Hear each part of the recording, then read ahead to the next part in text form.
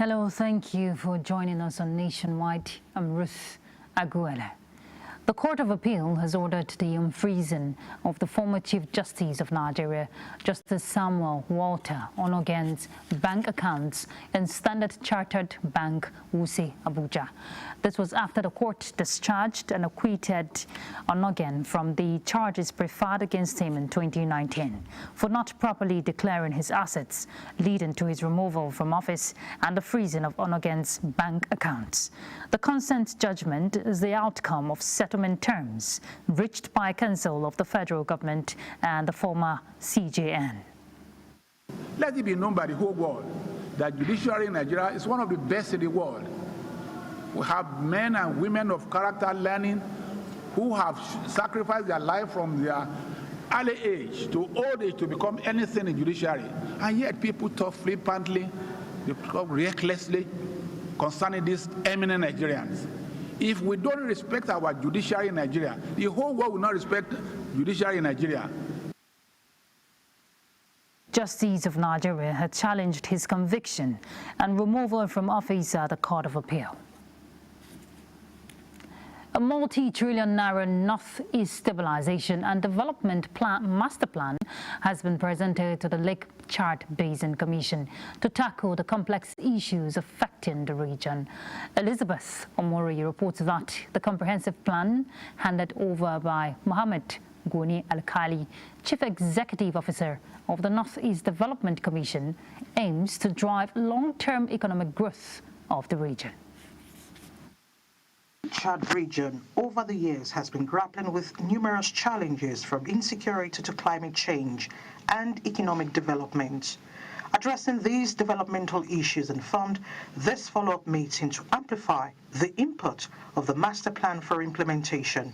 The 10-year plan has 11 pillars covering agriculture, peace building, education, industrialization and more. There are going to be an operational team that will sit down and look at it critically, the master plan, and come up with an area where the two commissions can collaborate and also bring out those areas that can be done immediately in the short term, long term, so that at the end of the day, we are all on the same lane, rather than doing it separately. The document, drawn in 2022, has more than 500 programs and projects with 4 phases, which include recovery and stabilization, renewal, expansion, and sustainable growth. The only limitation factor that we have, as usual, is funding. Otherwise, the plan is an excellent plan. It is an adaptive plan, and it is also in line with our regional stabilization strategy. You know, we developed that strategy in 2018. If effectively implemented, it will accelerate regional growth, improve livelihoods, and strengthen regional security. Other issues raised at the meeting include shrinking water levels at the Lake Chad, rain patterns and displacement, as well as implementation of the roadmap, which will form part of discourse at the 3rd International Forum on the Development of the Lake Chad region. From N'Djamena, Chad, Elizabeth Omori, NTA News. The 7 newly appointed ministers have been inaugurated into the Renewed Hope administration. President Bola Tinubu performed the ceremony in the council chambers of the State House this Monday. The new ministers are Idi Mukhtar Meha, Livestock Development, Bianca Odumegu Ojukwu, Minister of State Foreign Affairs, Suwaiba Said, Minister of State Education, Yusuf Abdullahi Atta, Minister of State Housing and Urban Development, Jumoke Oduwale, Trade and Investment, Nentawe Yelwada, Humanitarian Affairs and Poverty Reduction, and Muhammadu Megari Dingyadi, Labor and Employment. President Tinubu thanked the ministers for accepting to serve as his administration engaged with the re-engineering of the economy. He encouraged them to be resolute and bring in their best for the benefit of the nation. And you are called upon to join the team to rescue this country.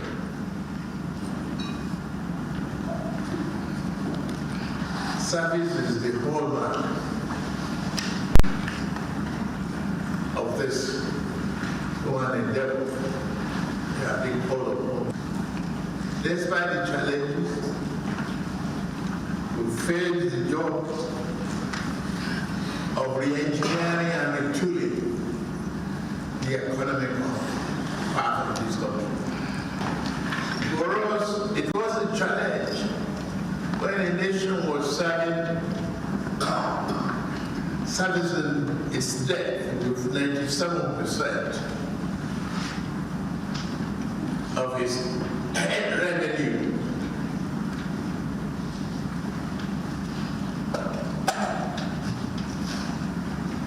It's nothing but end of the queue. But today I can report to you that we brought that one down and it's at 67%.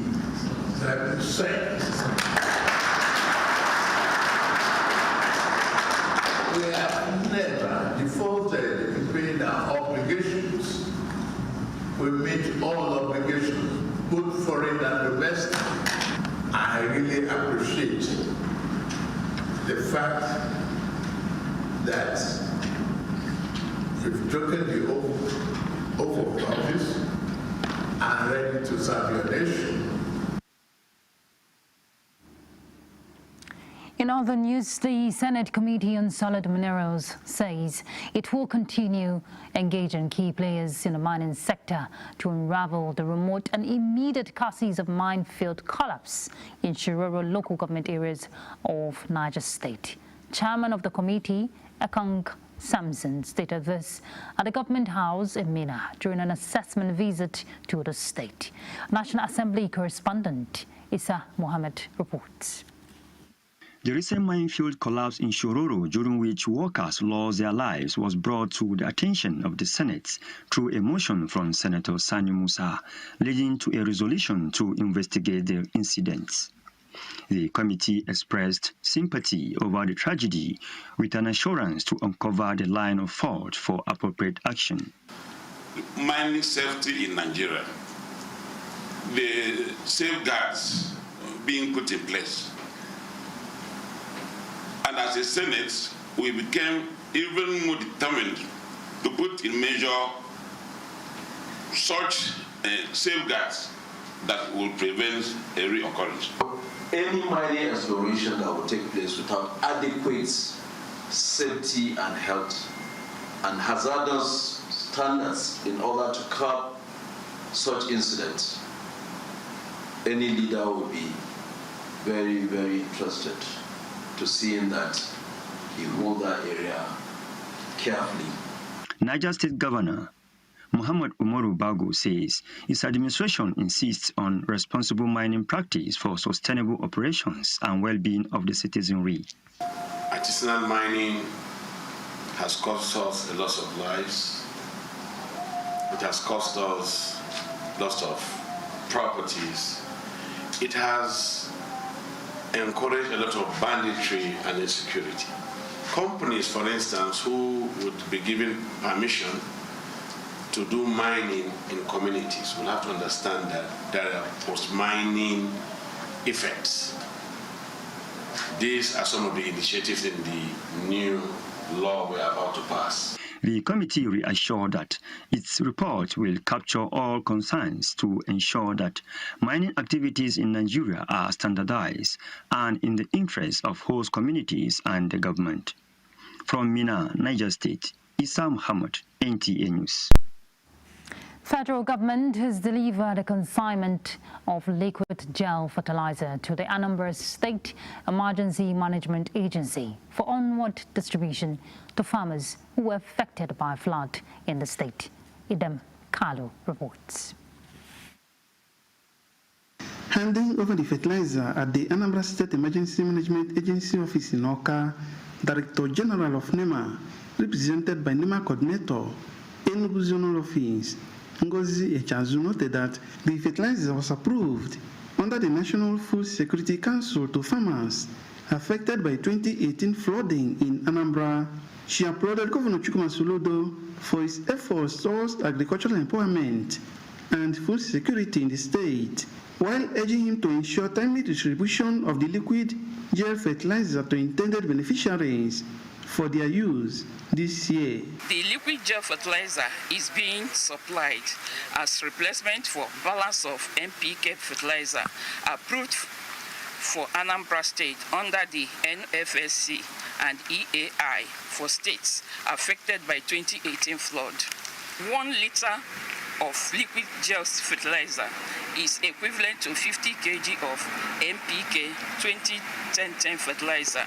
Receiving the fertilizers among other items, the Executive Secretary, Anambra State Emergency Management Agency, SEMA, Paul Odenibo, commended the federal government for the kind gesture, promising to ensure effective distribution of the items. On behalf of Anambra State government, thank the federal government through the Director General NEMA, who has sent his zonal coordinator to Enugu to deliver this product to us. We have today received on behalf of our state, and we shall ensure that they are distributed to the farmers as directed. The distribution of the items is expected to go a long way in boosting food production in the state. In Awka, Ndemkalo, NTA News. Ministry of Foreign Affairs refutes reports claiming that Nigerians in Libya are being arrested and harassed as a result of the decision of the Confederation of African Football, which indicted the Libyan Football Federation for their ill treatment of the Nigerian team and officials while in Libya for a Nations Cup qualifying match. A statement by the spokesperson of the Ministry of Foreign Affairs, Eche Abu Yobe, clarifies that Nigerians in Libya are going about their daily activities, devoid of any form of harassment by Libyan authorities. He added that this is contrary to a publication in the Punch newspaper on the 3rd of November 2024, while reaffirming government's commitment to safeguarding the well-being of its citizens anywhere in the world, which is top priority of the Federal Republic of Nigeria. We'll head to Lagos now to join Hengino for our next set of reports.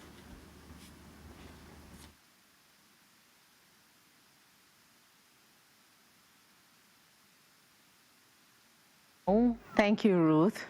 Nigeria's tourism sector is being repositioned to become a catalyst for economic growth with the validation of a draft national tourism policy by stakeholders in the sector. Minister of Arts, Culture, Tourism and the Creative Economy, Hannatu Musa Musawa, assures speedy implementation of the draft policy which outlines a bold vision for tourism development under the Renewed Hope agenda. Joel Pupola reports that tourism commissioners and stakeholders across the country were at the draft policy review. The economic potential of Nigeria's tourism sector cannot be overemphasized, but with previous policies on the tourism sector already outdated, the sector has a lot of ground to cover. The National Tourism Policy of Nigeria, a template midwifed by the former Minister of Tourism, Lola Adejon, with input from the Nigeria Economic Summit Group, NESG, led by Ike Nanwosu and other critical stakeholders within the group, is in tandem with the United Nations World Tourism Organization standards. This the current minister Hannatu Musa Musawa describes as a game changer that will create millions of direct and indirect employment in the tourism industry and stimulate economic growth. After today's engagement, we'll be able to hopefully take it to the Federal Executive Council so that, we have this policy in place. And looking forward to the framework that's going to come in from the states so that we can have a proper master plan for the tourism industry. Things that we're doing next year is holding the national gastronomy competition. Competitions down to community level. For gastronomy, from community level to local government to state, and then to the federal level. The draft policy, stakeholders say, is all-encompassing, bearing in mind the interests of the local community who are expected to take ownership of the tourist sites in their domain. We are hoping that it's going to be properly implemented. The immediate gain is that we're going to have more investment in the tourism sector. Members of the Tourism Policy Review and Drafting Committee received certificates of commendation from the minister for their inputs. In Lagos, Joel Bukbola, NTA News. Turning to environment matters now, the challenges of climate change, ocean surge and population explosion might overwhelm Lagos within the next 50 years if necessary immediate and long-term measures are not taken. This formed part of discussions as the Lagos State Governor, Babajide Sanwo-Olu, played host to the House of Representatives Committee on Ecological Funds. Joy Ken Abakwe reports.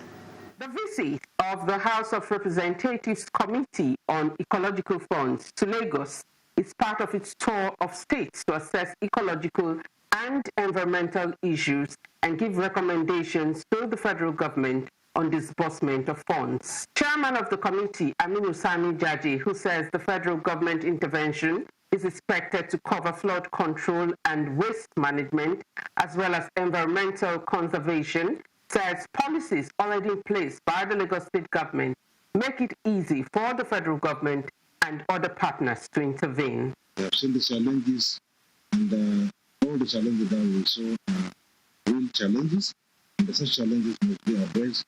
The only way that can be addressed permanently is have a substantial intervention from the federal government, more especially the ecological funds, which are currently that we are working on.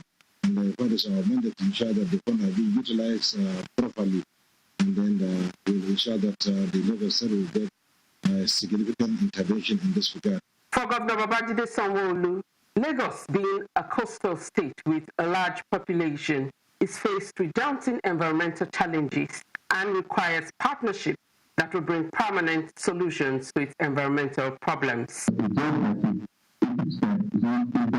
It's only 100% that we can say that it's been done, because each time we stop and start, the cost overrun and it becomes very difficult for you to complete. Governor Sanwo-Olu, however, assured that the state government will continue to do its best to protect residents from the negative effects of torrential rainfall and other environmental and natural disasters.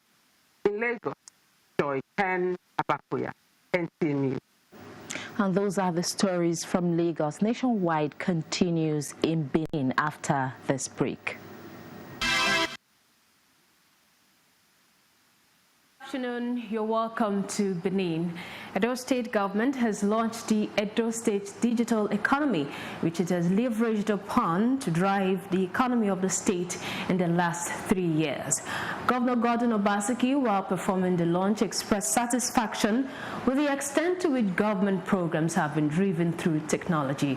Goodluck Anaini has details of this and other engagements of the governor.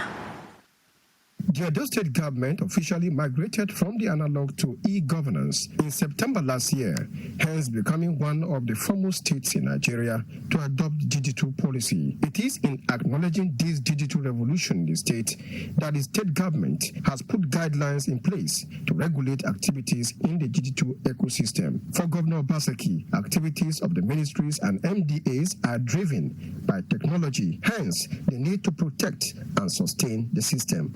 If the people adopt technology without government, participation, the whole space will be in disarray. But we were lucky in Edo to set up an agency of government, the ICT agency, that started the process of digitizing government itself. Earlier, the State Commissioner for Digital Economy, Ifalu Isibo, gave an overview of the digital policy project. It's an all-inclusive framework to help us move forward and sustain all that His Excellency Governor Gordon Obaseki has done with digital transformation in Nigeria. The governor officially launched the policy and also inaugurated the action team members before leading some of the guests to inspect facilities at the Edo State Data Center, housing all the information of the Edo State government. In Benin, Goodluck Anaini, NTA News.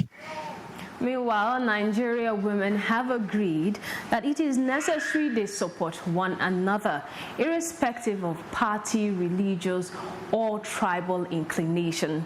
This is among the fallouts at the inaugural Nigerian Women Conference in Benin City. Goodluck Enaine reports that the conference, at the instance of the wife of the Edo State Governor, Betsy Obaseki, had dignitaries in Nigeria in attendance. Nigeria has continued to record a low representation of women in politics, despite the fact that women constitute almost half of the country's total population. Therefore, the inaugural Nigeria Women in Leadership Conference has brought women from across the nation to brainstorm on how to maximize their available opportunities in the political space to champion their cause. The initiator and wife of Edo State Governor, Dr. Betsy Obaseki, says it is high time Nigerian women unite against the forces in all ramifications and promise to continue the struggle even after leaving office. We need to catch that spirit of patriotism, each and every one of us. We need to desire better for our people and better for our state and our country. While the keynote speaker, Ibukun Awoshika, emphasized collective empowerment, guest of honor and former minister Josephine Aneni noted the importance of women's participation in politics. When we join our powers together, we create a superpower, and we use that superpower to get there and do great things. Our disadvantage has been that most of us do not know what the issues are. Even in the nation, we don't even know what the issues are. The conference unveiled the logo, mission, and vision of Nigerian Women in Leadership, marking the beginning of a focused movement to empower and sponsor women across Nigeria. In Benin, Goodluck Enaine, NTA News. That's it from Benin. Nationwide continues in Abuja with Ruth Agwele. Ruth, is back to you. Thank you, Anwali. Security experts say safeguarding power installation must be considered a top priority by host communities to mitigate vandals threatening the country's collective clamor for power supply. Lydia Sampson has more for us. Vandalizing power installations for whatever reason is an economic sabotage that unfortunately affects Nigerians. The question is, why should key players and people in communities be unperturbed when actions of few bad eggs put their lives in jeopardy? Now, we can't talk about vandals without talking about the bad eggs also in the electricity sector. Because why? For you to successfully go up, take cables and do all of that, you need an expert in that line to guide you through. We need to also find a monitoring and tracking system that can help us to easily mitigate from where we are to where we're supposed to be. They want transmission companies to proactively engage the communities before installing facilities, as well as educating the people to engender prevention and protection of critical power installations. When you want to install an infrastructure, carry the community along. You do a mapping of the area. Who are those that originally own this land? Now, if you put a power line on my street, they say the EDC or whatever now has right of way. I'll be denied access to it.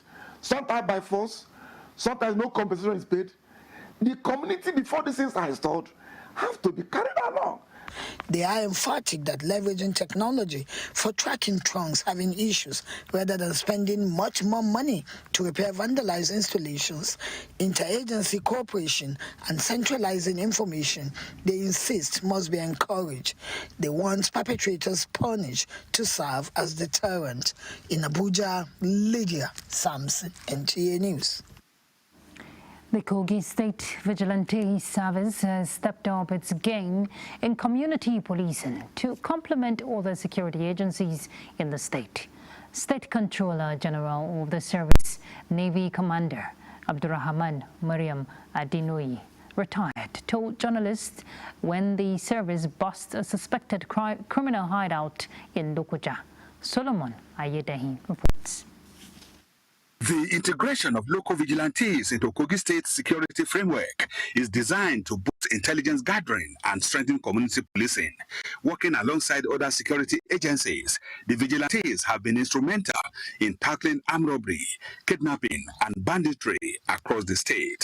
The Kogi State Vigilante Service raided a criminal hideout in Lokoja, recovering stolen items including 10 motorcycles, 4 generators, 2 air conditioners, 3 plasma TVs, a door, and several motorcycle number plates.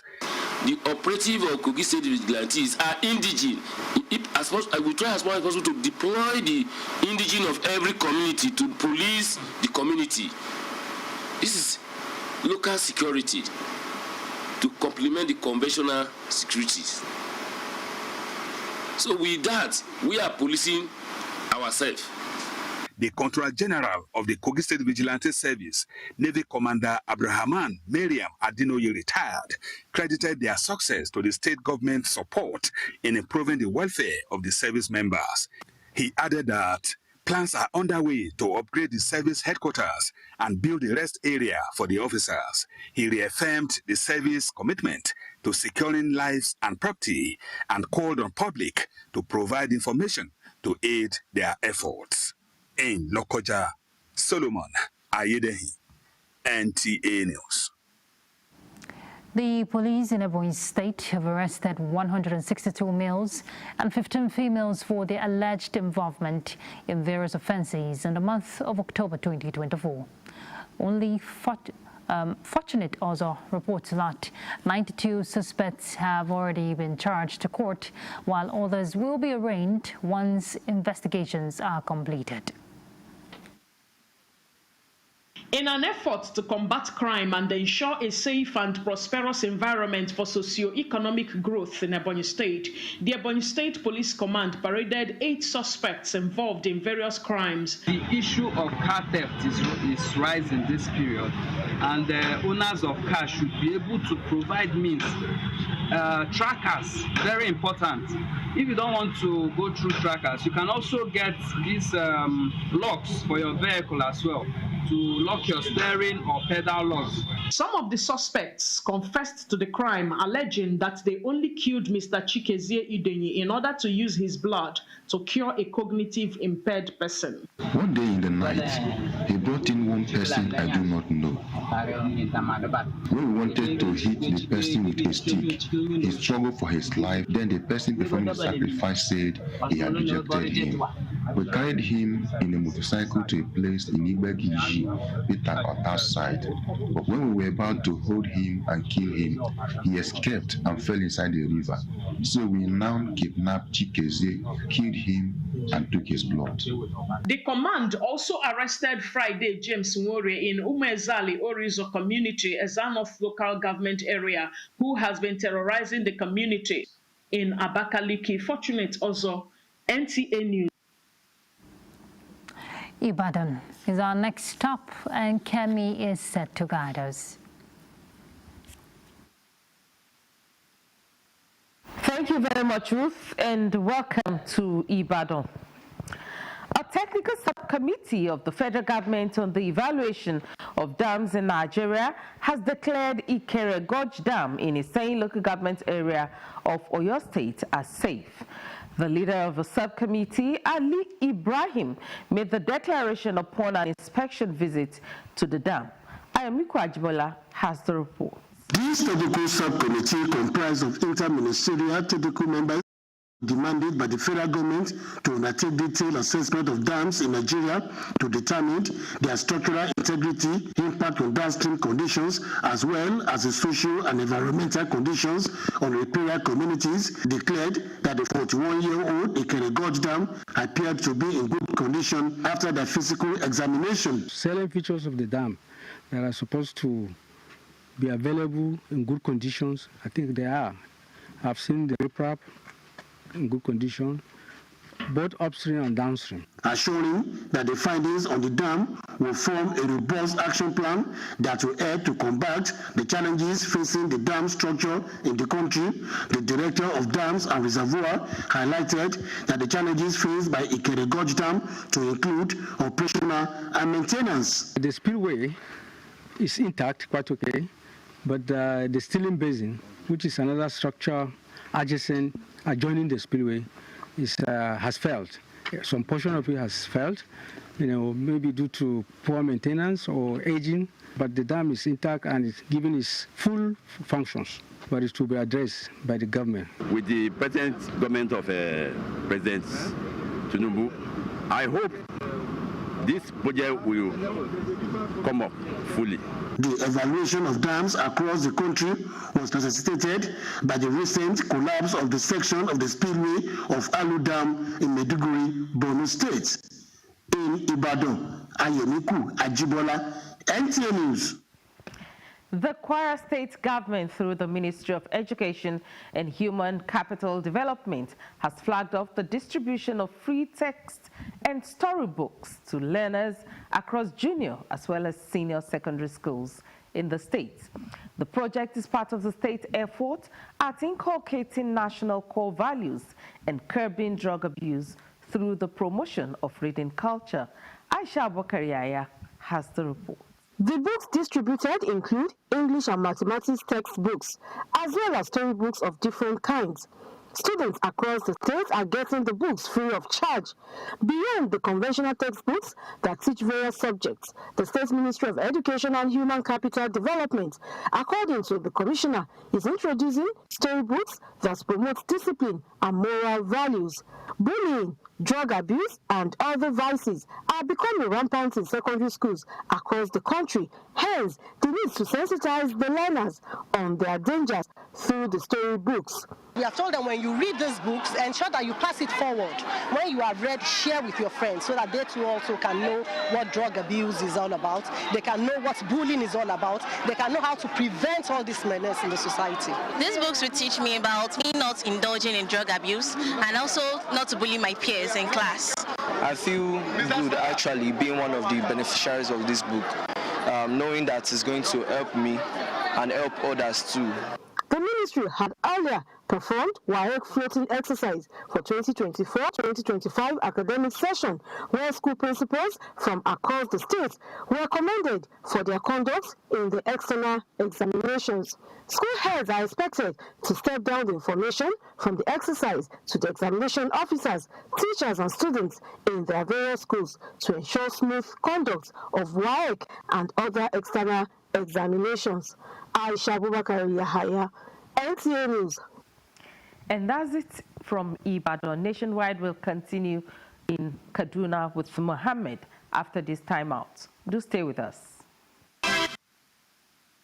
In Kaduna, over 1,000 farmers in Kano State have benefited from the federal government initiatives aimed at increasing agricultural productivity and establishing crucial market connections. In a message delivered during the stakeholders meeting with the beneficiary communities, the Minister of Agriculture and Food Security, Senator Abubakar Kyari, highlighted the significance of these efforts. Awal Salisu reports. Since its inception, President Tinubu's administration has launched a range of policies and programs aimed at transforming Nigeria's agricultural sector from subsistence-based to commercial-driven with a focus on achieving food sufficiency. These initiatives not only target increased crop production, but also include training programs to equip farmers with vital skills in modern farming techniques and sustainable practices. In Kano State alone, over 1,000 farmers have benefited from these programs. The recent meeting centers on assessing ongoing projects, sharing best practices, and planning future initiatives to enhance food security and drive rural development. To underscore the importance of the food security aspect and to ensure each and every Nigerian that this government is keen on providing the food security much needed in the country. This activity takes a lot of critical steps, which is what we're doing here in Kano, a pilot phase to first test the waters, train the farmers, and ensure that they're well abreast with the development objective of Mr. President's agenda for agriculture. What we have. Additionally, The program aims to facilitate knowledge exchange and strengthen networks among stakeholders, fostering a collaborative environment essential for sustainable agricultural growth. In Kano, Awal Salisu, NTA News. Wealthy Nigerians and corporate organizations at home and abroad have been asked to continue assisting the less privileged in the society and poor families in the face of the current socio-economic challenges, as government cannot do it all alone. Suleiman Kodogi reports that the former Controller General of the Nigerian Immigration Service, Muhammad Babandede, made the plea in Katsina State. Nigerians, especially the less privileged, have for a while now continued to grapple with economic realities affecting their daily livelihood. This informed the present administration's decision to adopt various measures, such as distribution of palliative, among others, all geared towards curtailing the hardship. Several other individuals and non-governmental organizations are also coming up with the aim of complementing the efforts of government at all levels. Distribute to the people, but in an organized and respectable way, and in a way not just for them to eat today, but in a way that can be sustainable, and for them to invest, they to become a great people. There's no need for always to call somebody and give him a gift. Make him grow so that he can too also give the gift to the future to other people. Muhammad Baba then further discloses that he is one of the few opportune individuals that have benefited from the Commonwealth of Nigeria, and the need for him to give back to the society in whatever capacity. This informed his decision to establish a foundation that reaches out to the less privileged, especially the widows across the country. This NGO, Show for You Rescue and Rehabilitation Initiative, is an NGO I founded to help especially the people who are less privileged. Those who I picked, number one, are the widows. During the olden days, when you die and leave your family, the family relation takes care of you. Not anymore. He further appealed to the well-to-do individuals to use their resources to positively impact society with a view to changing the present narrative for the better. Suleiman Kudogi, NTA News. And that's our contributions from this and nationwide continues with Ruth Hagwele in our Abuja studio. Ruth, good to see you this evening. Good to see you too, Mohammed. Nasarawa state government has abolished local government joint account. Now this follows the signing into law of the Nasarawa State Local Government Law 2024 by Governor Abdullahi Sule. Aliyu Tijani reports. It is a historic event, though brief, but impactful as Nasarawa State ushers in new era that will accelerate development across local government areas. The event, which is the signing into law of the Nasarawa State Local Government Law 2024, is witnessed by Deputy Governor, Speaker of the State House of Assembly, Chief Judge of the State, members of the State Executive Council, and Chairman State Council of Chiefs, among others. Under the new law, which comes into effect immediately, the state government will not interfere in affairs of local government, thus affirming independence of each local government. By enacting this law, we are taking decisive steps towards empowering our local government councils and freeing them from the other local laws that will contradict the Supreme Court decision, and ensuring that they operate independently and effectively in serving our local communities. The state government will oversee the administration of development areas and ensure they are properly funded. The state government will also establish the State Economic Council with all chairmen, among others, as members. The State Economic Council will be chaired by the State Deputy Governor, Dr. Emmanuel Akabi. In Lafia, Aliyu Tijani, NTA News. In an effort to improve the health and well-being of its citizens, the Yobe state government has implemented a primary healthcare system strengthening mechanism aimed at ensuring inclusive access to healthcare services in the state. And one of this mechanism was the routine engagement with religious and traditional leaders to ensure that no one is left behind in access to healthcare services in the state. Yunusa Suleiman reports. The construction, rehabilitation, and upgrading of 140 primary healthcare centers in its determination towards providing one functional primary healthcare center in each of the 178 wards of the state, many say clearly demonstrated Yobe's commitment to achieving universal health coverage and other health-related sustainable development goals. The engagement with religious and traditional leaders, as well as other critical stakeholders, is a strategic approach to leverage their influence and promote access to healthcare services, particularly in rural communities. This collaborative effort ensures that no one is left behind in the state. A healthy population is therefore an essential asset for speedy socio-economic development of any society. In these regards, we have maintained our focus on making quality healthcare services accessible to people in all parts of the state. The conduct of this meeting is one of the key indicators of PSC Leadership Challenge Fund that obtained its roots from the Seattle Agreement in November 2019, where Their Excellencies governors of the 36 states and the Minister of the FCT committed to a PSC system strengthening in their respective states. The state government also assures all development partners of its commitment to paying counterpart funding obligations of all healthcare programs for the attainment of collective goals in the state. In the Matru, Yunusa Suleiman, NTA News. Kogi State has been rated among states in the north with a number of ACRESAL's sustainable landscape interventions following prompt payment of its counterpart funds. Charles Alpha reports that the World Bank and the federal government's special implementation support team was at the Angpa Gully Erosion stabilization site for an on-the-spot assessment. Erosion for years has been one of the major causes of displacement of people living along the corridor in Angpa local government area of Kogi State. But after the ACRESAL State Project Management Unit received additional 600 million naira to the 400 million naira already on ground as counterpart funding, it was no surprise the extent work has gone when the Special Implementation Support Team of the federal government and the World Bank embarked on a site inspection. We are impressed so far with the work on the ground. Our only comment will be to speed up the implementation. The quality of work done here is world class. We're happy to report that the contractor is living up to the specifications that we so designed. The project has recorded successful execution of the Safe Life for Enabo and 300 water harvesting projects for dry season farming in Angpa communities.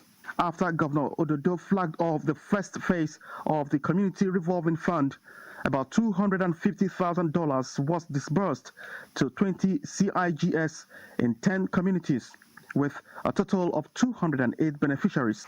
The project has also supported farmers at the watershed with 30 hand-holding tractors and irrigation pumps to increase agricultural production and income generation. Charles Alpha, NTA News. By 2050, Africa accounts to 25% of the global population, with Nigeria as one of its largest democracies. In the light of this, the United Kingdom aims to strengthen bilateral ties to enhance UK-Africa relations.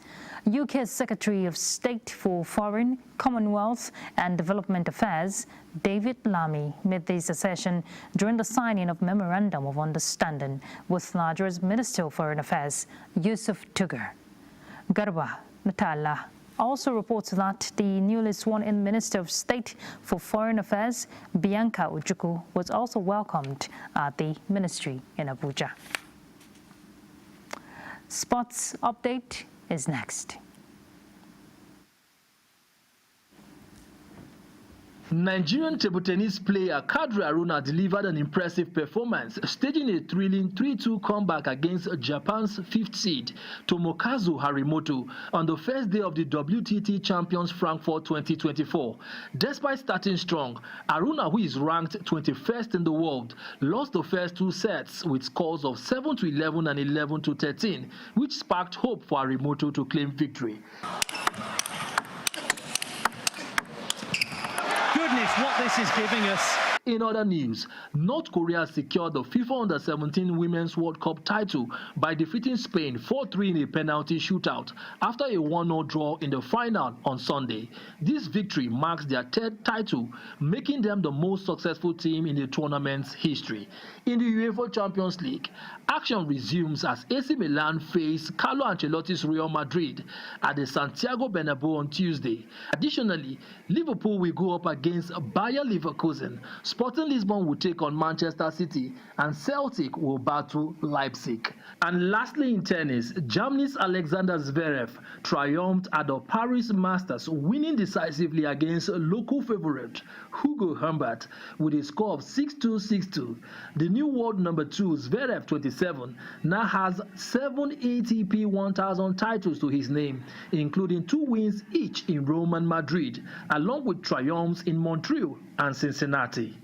With Sports Update, Bright Ebochu, NTA News. That concludes Nationwide. Thank you for your company. I'm Ruth Aguela. Bye.